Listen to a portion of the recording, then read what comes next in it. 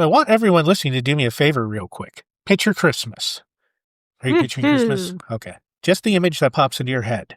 Lights, trees, snow falling gently in a way that has never happened in real life. A fireplace you absolutely do not own. Everyone's wearing sweaters that itch, but we pretend they don't. Right. And there's music playing. Probably bells. Always bells. And it's calm and it's warm and it's safe. Now let me ask the follow-up question. Why does this holiday also involve threatening children with lifelong moral surveillance? Yeah, we really gloss over that part. Like at no other point in the year do we go, hey kids, just a reminder, there's an immortal being watching you at all times, judging your behavior, keeping permanent records, and determining your worth annually. And he enters your house while you sleep. And he knows your thoughts. And if you're bad, you get coal, shame, or in older versions, something much, much worse.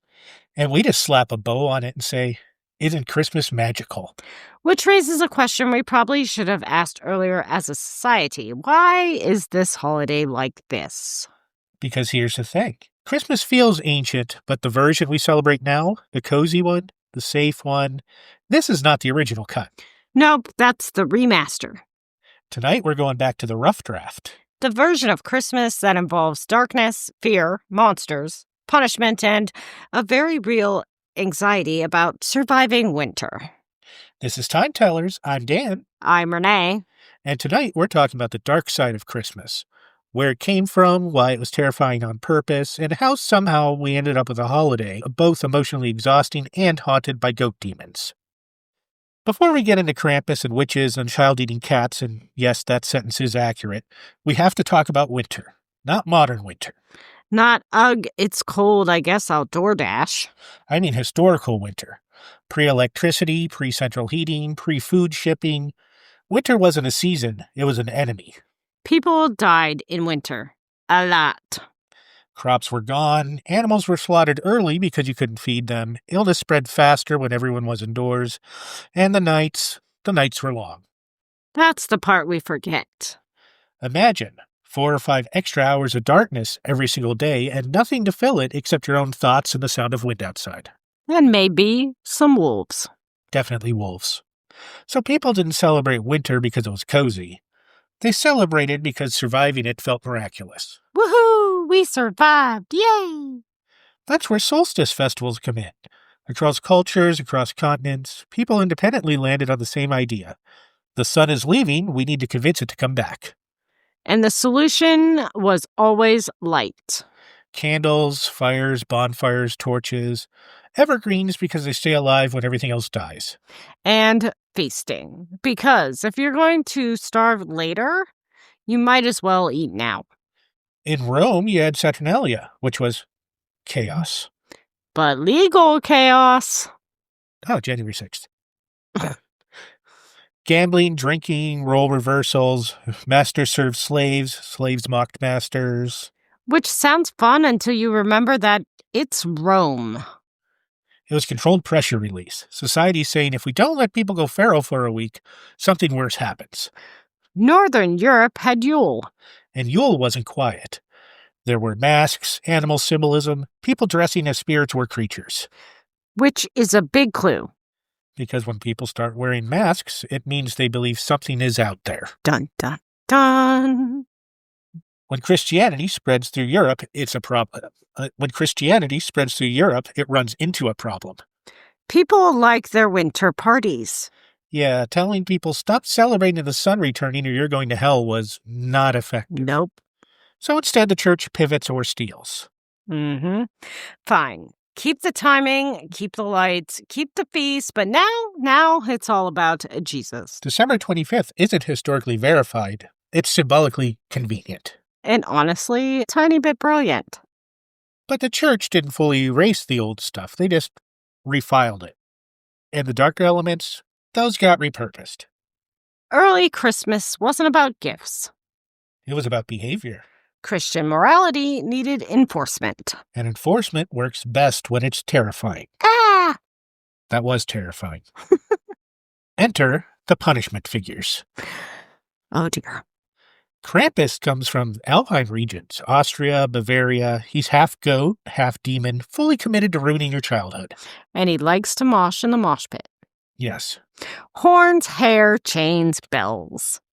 And those details matter because Krampus was loud. He wasn't sneaking around. He announced himself. Men dressed as Krampus would run through villages at night. Shaking chains, beating sticks together, screaming. And kids would watch from windows like, wow, I should not have lied that one time or many times. Krampus didn't give coal. He beat children, or stuffed them into baskets, or dragged them to hell, depending on the version. And this wasn't fringe folklore. This was mainstream tradition. Germany had Belsnickel. Which looked like what happens if Santa gives up.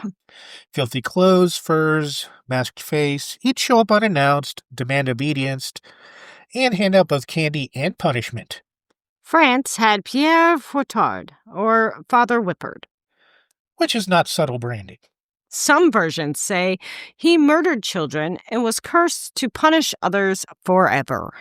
Europe was deeply committed to the idea that fear builds character. Absolutely. And then there's Iceland. Iceland said, what if Christmas was survival horror? Gurila is a mountain witch ogre. She eats naughty children. That's it. That's the story. No redemption arc. And then there's the Yule Cat. A massive cat that eats people who didn't get new clothes for Christmas. Which is somehow folklore and a labor policy. Now let's talk about Santa, because even the friendly version is unsettling. He knows everything. He watches you when you sleep. He judges intent, not just action. That's theology. So at this point you might be thinking, wow, Christmas has always been terrifying, and you'd mostly be right. But there was a moment where Christmas almost disappeared. Which is wild, considering how unavoidable it feels now. Enter the Puritans.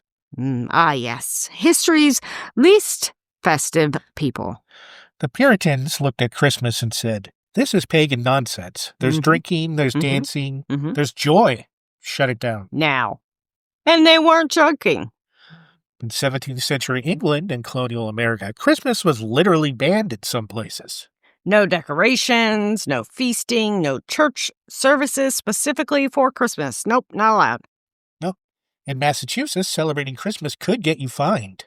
Imagine being arrested for vibes. To the Puritans, December 25th was just another workday, and honestly, tracks. But what's interesting is why they hated it. It wasn't just theology, it was that Christmas was rowdy. People drank, people party, people wore costumes. Does that mean that women wore pants? Maybe. Scandalous. So scandalous. Which meant monsters again. Yes, women in pants. Masks, role reversal. Uh-oh. We just touched on that with pants. The world upside down. The Puritans wanted order. Christmas was disorder, so they tried to kill it. Very Christian of them. Yes. Christmas doesn't really come back until the 19th century. Which is the 1800s. Really? Yep. Why is that? I don't know. Why have we not done an episode on that?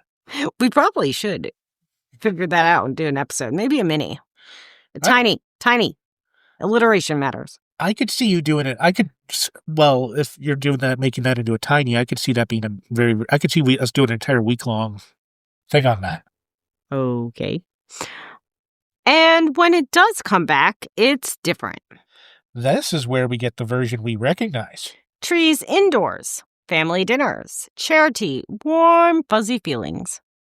A huge part of that shift is Charles Dickens. A Christmas Carol basically rewrites the holiday.